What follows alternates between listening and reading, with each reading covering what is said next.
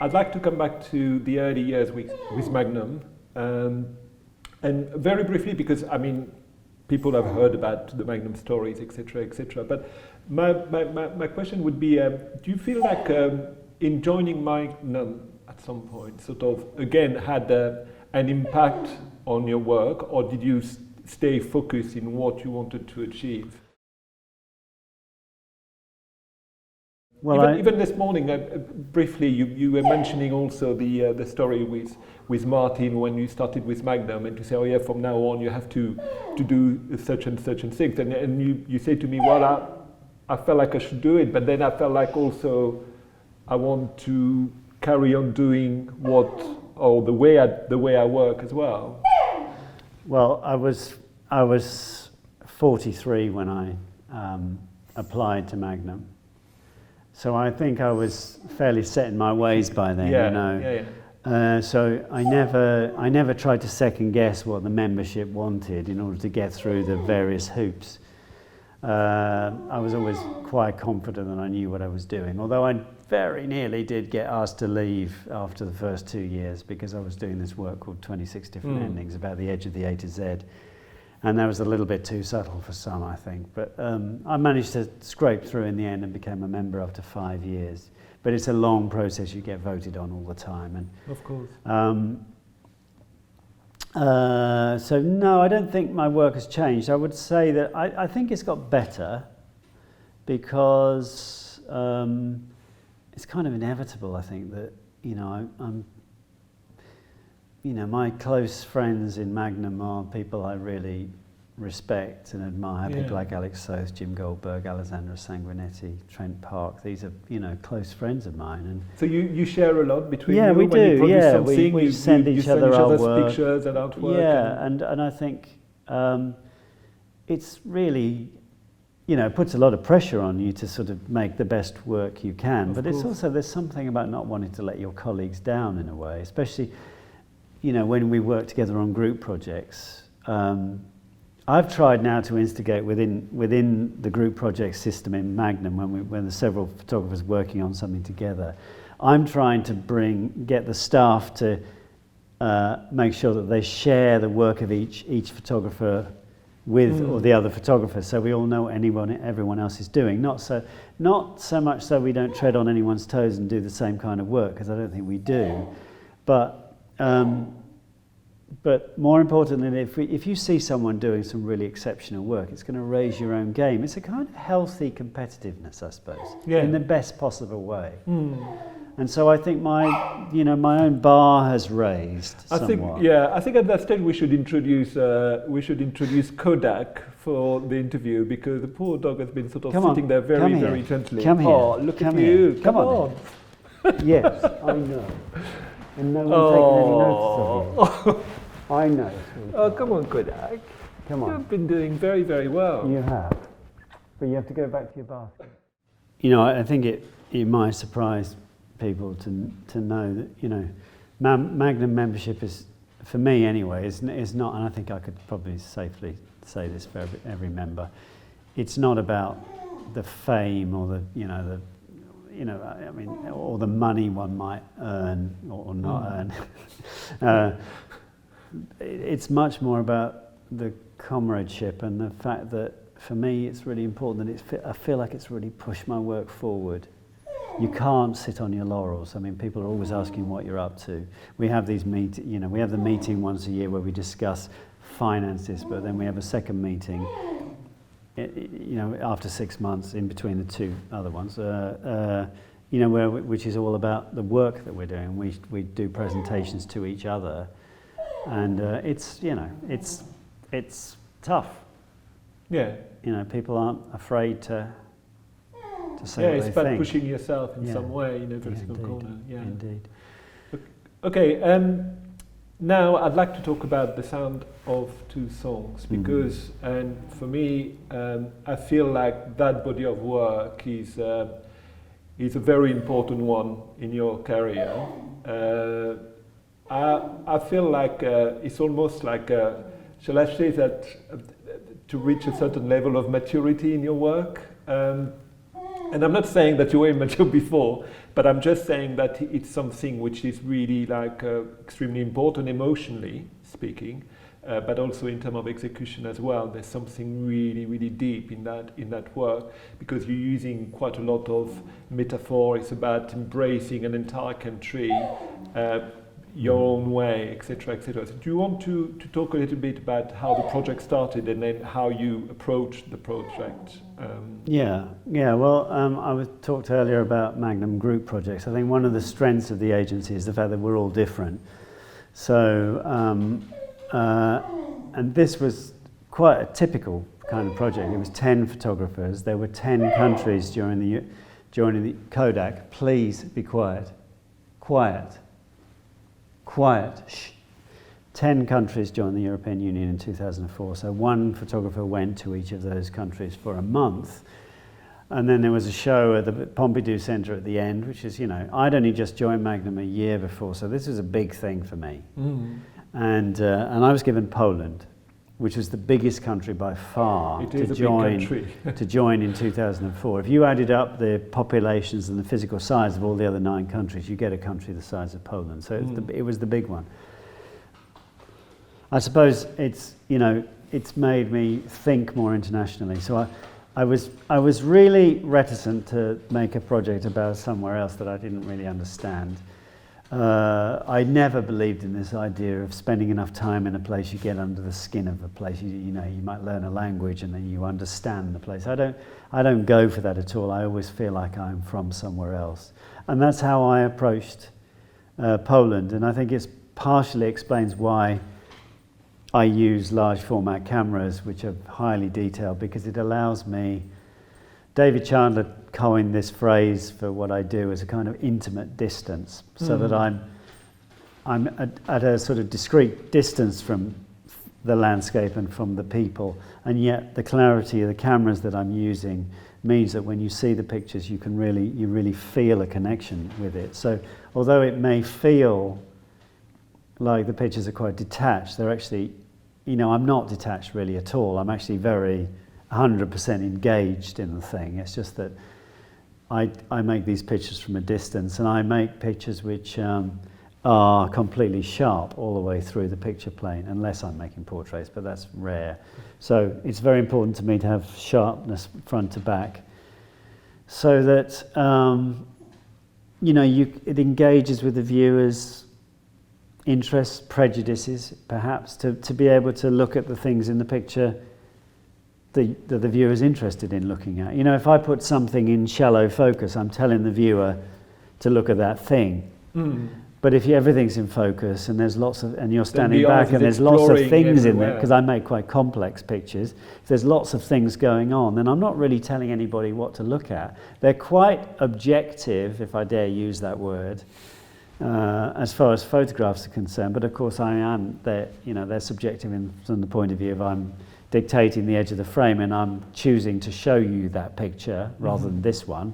But aside from that, I'm really interested in cameras and lenses that show the world as they look, which is another reason why I use cameras with movements, which means that you can alter the difference between the front and the back, the lens and the film plane to make buildings straight. Because the world is like that. Our brains sort that out. Unless you're standing under the Empire State Building, you get these converging verticals. Of course you do, because your brain can't work that out. But normally speaking, you're walking around a city, everything looks very straight. Yeah. If you walk around the city with a handheld camera without movements, and as soon as you tip it upright, away from the sort of the absolute completely horizontal, you start to get converging verticals, and we don't see the world like that. So I'm trying to make pictures as I see.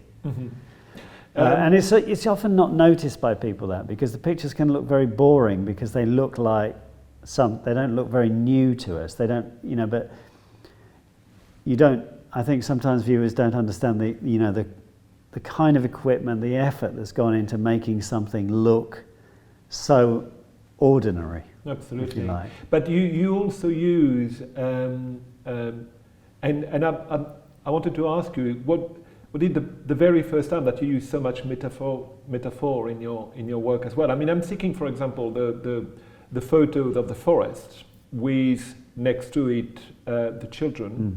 I'm thinking about the Dangst bunker. Yeah. I'm thinking about the greenhouse, which is obviously relevant to the extermination of the Jews, etc., etc. So, I mean, and I've seen that this body of work is full of references and full of metaphor that is probably not as present in the previous work, because if I mean, maybe I'm wrong again, but I was thinking about the 26A and different endings. Different endings. There's a similar approach, but you don't have the sort of metaphorical or have you? No, you don't, because that works very much as about a sense of place, and it's very sort of matter of fact. There is metaphor in my previous work, but sometimes I didn't really realise it. Yeah. You know, I'm very open about the fact that, you know, I've learnt a lot about my work through other people telling me what I'm doing. Yeah, but that's good. I think it's, you're not necessarily always conscious about conscious about and I learned about the power of the metaphor when people who were looking at the shipping forecast were sort of seeing things in the images that I hadn't even began to think about. And then, it's really hard not to adopt those ideas as your own, but the shipping forecast for me was already complicated enough. In Poland, if we take the Holocaust, for instance, I'm interested in history. Poland is a place that is stuck between Germany and the Soviet Union, or Russia, and it wasn't the best place to be in the 20th century. So their history, not just in the 20th century, but all the way back, it disappeared off the map altogether for 200 years. So as a country, it's had a very checkered and interesting past, and often very tragic past. And I felt like if I'm going to do a 5-year project, because I started with a 1-month project, by the way, which was commissioned, and then I decided I quite liked what I was doing, despite everything, and I was interested in the country, and I was interested in trying to make more work there. So this continued for 5 years. I realised I had to make some kind of reference to the Holocaust, because I can't ignore it, because most of it happened there. So the Nazi death camps were in Poland. I visited every single one of them. I took very, very few pictures. And the picture I do use is of some abandoned industrial ducting in a pile in an abandoned factory in Gdansk, which is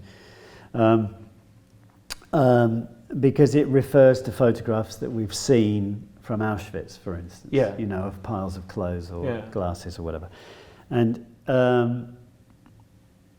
there are these moments throughout Korea. Let's go back to the shipping forecast again, actually. A picture that's not in the book, but very, very early on, I thought I had to have the sea in every single picture, And then I took a picture almost by accident of a dog wearing a life jacket on the beach, and I was looking up the beach because I was the wrong side of the dog. And the sea isn't in the picture, but the life jacket, the pebbles on the beach, we know we're in the vicinity of the beach. So those kind of moments that suddenly open up all these possibilities. Yeah. And I think the whole idea of the metaphor, that Gdansk picture was it's an early picture for me. I did it during that first month. And it opened up all these other ideas for me of the way that I could start talking about a country as I view it as an outsider. That's the important thing. So... And I think that it's a reaction to that 3 years of working between 89 and 92 for the media, where so much of what I had to produce then had to be easily consumable, easily understandable. There were pictures to look at while you were reading, having your breakfast on a Sunday morning, that kind of thing. Nobody wanted to be, we weren't allowed to challenge the viewer. And as soon as you start making work for yourself, then it opens up all these other possibilities of withholding information. So I'm very much of the belief that you should make the viewer work a little bit, You know, on a level, the pictures are fine, and you know, they're sort of, I hope they're interesting and they're in focus and everything, and they're nicely composed, blah blah blah. But there is something else there as well, because you know, I like to make I like books that, and I like to make books that I think you can look at more than once. You know, I mean, I think that the more you look at it, the more there is to discover in them, and that's where I get my kicks when I look at my favourite photo books, and I try to do that with my own. But I think the key also, I think, for your work is maybe because you put so much of yourself into your photos as well. I mean, even in The Sound of Two Songs, I remember the portrait. I mean, you decided to take a portrait of your assistant, if I remember well, in one of the photos. So it's we're not talking about the country, but we're more talking about the personal relationship between you and him. And you wanted that picture to be part of the exhibition. I remember that clearly. So there's something which is fundamentally, it's not only about you analysing a country, but it's you being part of this country as well. I inevitably, and I think it gave me, the more I went on with that project, the more I got the confidence to think that actually I could do something that was of value to Polish people. You know, I don't mean everybody, but you know, my first reaction was, of course, what have I got to say about somewhere else that I don't understand? What is that, you know? And it wasn't until Conrad showed me the state of Polish photography as it was in 2004, 2005. It was very stuck in the past. Not now. Now with the internet, you know, photographers all over the world have learned how to be, you know, more challenging photographers. Now Polish photography is at the cutting edge, but back then it was very old-fashioned. And the photo books that you could buy were about the Holocaust, or they were about pretty castles and lakes and mountains that, as a tourist, you were supposed to go and visit, and everything was in glorious sunshine. And while I'm driving around in the passenger seat of Conrad's Subaru, I'm looking out of the window and everything's grey and flat, and there's just, you know, it's grim.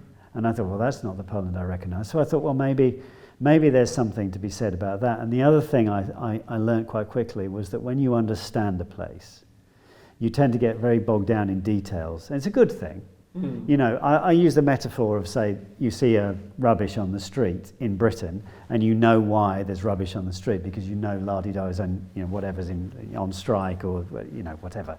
And but if you see rubbish on the street in Poland, you don't know why it's there. It becomes something, you know, quite different. You're looking at it from a different perspective. So you tend to work on, if you understand the country where you're working, if you're from there, your subjects become more and more macro, if you like. They become about one idea.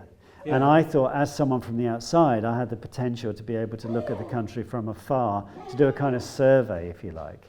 I'm not likening myself to 19th century American photographers going out into the West and discovering things, or Fox Talbot, or whoever it was, going to Egypt. I mean, it's not quite like that. But on the other hand, I am still exploring a place I don't know, and it's exciting.